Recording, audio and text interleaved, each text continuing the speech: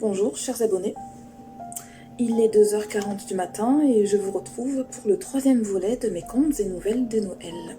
Comme le titre de l'histoire l'indique, c'est Oksana, l'un des personnages que j'avais créé précédemment dans un autre conte, qui entrera dans la danse des contes de Noël, au sens propre comme au sens figuré. Après vous avoir emmené en Angleterre et en Irlande, c'est en Russie rurale que je dresse le décor de ce nouveau conte. Et pour ce faire, je rejoins mon univers de prédilection, les contes d'inspiration traditionnelle. J'espère que ce nouveau conte vous plaira. Étant donné sa longueur, je vais le diviser en 2 ou 3 parties, afin que son écoute soit plus agréable pour vous.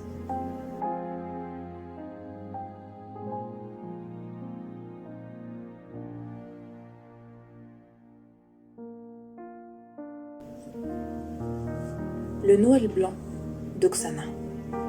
Oksana avait perdu sa pauvre maman peu de temps après sa naissance. Et alors qu'elle était âgée d'une dizaine d'années, son père avait pris pour seconde noce une femme jalouse, cruelle et violente, possédant une fille du même acabit. La jeune fille, à peine plus âgée qu'Oksana, répondait au nom d'Alioune. Oksana était malheureuse. Elle voyait peu son père, qui, de par sa profession de marchand, voyageait très fréquemment et pour de longues durées. Par ailleurs, elle n'avait que peu de souvenirs de sa défunte mère. Dans sa solitude quotidienne, elle se consolait avec les seuls objets qu'elle avait hérités de cette dernière. Un foulard rouge rapiécé, ainsi qu'une paire de sabots usés. Oksana passait ses journées à servir sa belle-mère, sa belle-sœur, et à effectuer les tâches les plus ingrates. C'est à peine si elle avait le droit de se sustenter, et elle se contentait des restes froids du repas de sa belle-mère et de sa belle-sœur.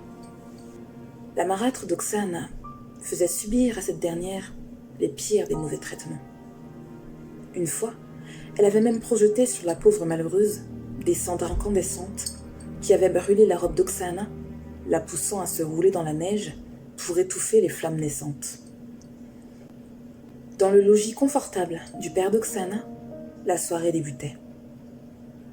Les effluves agréables de la soupe de légumes bouillonnant paisiblement dans le chaudron parfumaient l'atmosphère de douces senteurs. S'y mêlait l'odeur du pain dorant au four, ainsi que le fumet de 2 gros poissons qui cuisaient à l'étouffer. La belle-mère et sa fille passaient un moment privilégié. Accrochant des branches de houx aux fenêtres et tressant leurs longs cheveux soyeux, qu'elles agrémentaient de rubans brillants.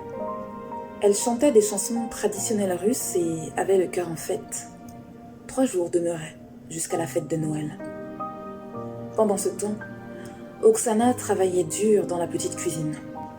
À présent, elle s'attelait à la réalisation d'un gâteau au beurre, les traits tirés et le ventre grondant de faim. Dehors, la nuit était tombée tôt. Le vent était calme et les flocons de neige tourbillonnaient silencieusement, formant un épais tapis blanc. Lorsque tous les mets furent prêts à être servis, Oksana dressa la table dans la pièce à vivre et servit les plats. Elle était pâle, épuisée, et la faim se faisait sévèrement sentir. La belle-mère, le remarquant, ne manqua pas de la regarder d'un air moqueur. « As-tu faim ? Patiente, tu pourras manger ce qu'il restera de notre repas. En attendant, file dehors, hors de ma vue, pomme pourrie, poignée de poussière, mauvais enfant. » Les 2 vilaines femmes commencèrent à se délecter en riant du repas délicieux que la pauvre Oksana avait servi. Quant à cette dernière, elle s'en retourna tristement dans la cuisine et s'accroupit près du feu, pensive. Dénouant le foulard rouge noué dans ses cheveux bleus, Oksana étala le fichu au sol et se plaint en ces termes. « Oh mon Dieu, qu'ai-je fait de mal pour ne jamais point avoir de quoi souper ? Je reste pourtant pieuse, douce et patiente envers ma méchante belle-mère. Je suis toute seule. Papa est rarement à mes côtés, et lorsqu'il est à la maison, Il n'ose jamais répliquer contre ma belle-mère, car elle lui adresse 1000 menaces et injures. Alors que la jeune femme achevait ses propos en essuyant quelques larmes, le foulard se gonfla et une odeur délicieuse se fit sentir dans la petite cuisine. Effarée d'abord, Oksana souleva le tissu rouge pour découvrir une large assiette d'argent contenant une petite tarte aux légumes, du pain bien cuit et du pâté tendre. Se trouvait également dans l'assiette une grande coupe de lait fumant dont une odeur de miel sucré s'échappait. Oksana, qui se trouvait la plupart du temps affamée, se jeta sur l'assiette, non sans avoir formulé une prière pour remercier le ciel. Elle dévora tout son repas en quelques minutes et lava l'assiette, qui était lourde et épaisse, constituée d'argent pur ciselé. Elle la cacha ensuite soigneusement dans le petit coffre contenant le peu de fripes qu'elle possédait. Elle alla ensuite discrètement se frotter le visage et la bouche avec de la neige fraîche, afin que l'odeur de nourriture disparaisse et que la neige froide permette à son teint de retrouver l'aspect blafard qu'elle avait habituellement à force d'être malnutrie. Oksana débarrassa le repas que sa belle-mère et Aliona avaient consommé. Cruellement, les deux femmes n'avaient laissé à la jeune femme qu'un quignon de pain et un trottoir du gâteau. Les deux femmes allèrent se coucher, tandis que la douce Oksana débarrassait le repas, lavait le sol et se couchait, recroquevillée face à la cheminée de la cuisine.